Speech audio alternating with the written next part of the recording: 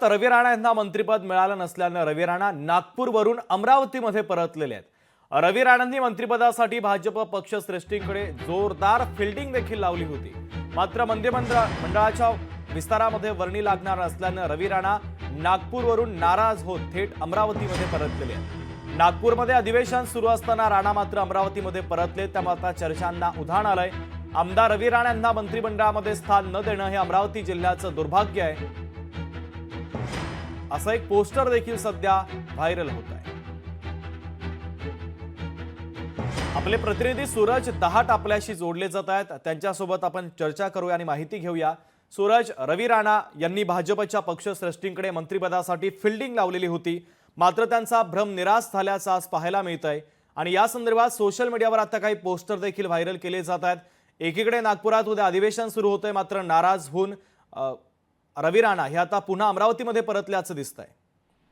नक्कीच आपण जर पाहायला गेलं तर रवी राणा यांना मंत्रिपद मिळालं नसल्यामुळे रवी राणा कमालीचे नाराज झालेले आहे। रवी राणांनी जर पाहायला गेलं तर सायंकाळी 4:30च्या सुमारास नागपूर सोडून ते आता आपल्या अमरावतीच्या निवासस्थानी दाखल झालेले आहे। आपण जर बघितलं गेलं तर अमरावती जिल्ह्यामध्ये 8 पैकी 7 जे आमदार आहेत ते महायुतीचे आले होते, त्यासाठी रवी राणा असतील, नवनीत राणा असतील सातत्याने मेहनत घेतली होती। तशी जी मागणी आहे रवी राणांनी सातत्याने देवेंद्र फडणवीस यांच्याकडे लावून धरली की मला मंत्री करा, मात्र रवी राणांना कुठंतरी डावलला गेलं असा जो आरोप कार्यकर्त्यांकडून होत आहे। खुद्द रवी राणा सुद्धा कमालीचे नाराज झाले आणि सध्या ते अधिवेशन चालू असताना सुद्धा नागपूर सोडून अमरावतीमध्ये दाखल झाले। उद्याही रवी राणा नागपूर अधिवेशनामध्ये सहभागी होणार नसल्याची आपल्याला माहिती मिळत आहे। रवी राणांचा सध्या फोन मात्र स्विच ऑफ दाखवत आहे। अद्यापर्यंत रवी राणांची अधिकृतरित्या प्रतिक्रिया आली नसली तरी कार्यकर्त्यांनी मात्र सोशल मीडियावरून आपल्या भावना व्यक्त केलेल्या आहे। रवी राणांच्या कार्यकर्त्याकडून एक ग्राफिक सुद्धा व्हायरल होत आहे की आमदार रवी राणा यांना मंत्रिमंडळात स्थान न देणे हे अमरावती जिल्ह्याचं दुर्भाग्य, अशा प्रकारचं सोशल मीडियावर ग्राफिक्स व्हायरल होत आहे। तर दुसरीकडे जर बघितलं गेलं तर नवनीत राणा यांनी सुद्धा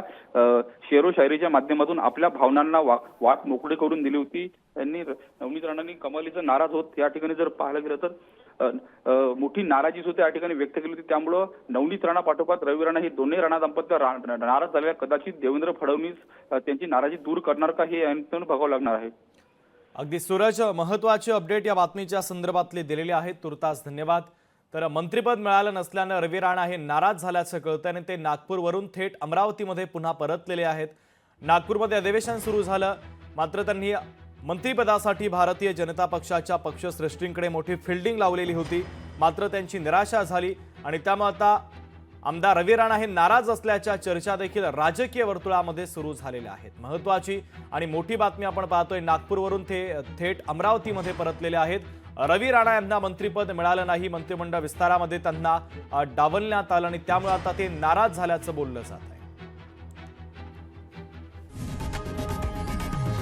लोकशाही मराठी ऐका, पहा, जागरूक रहा।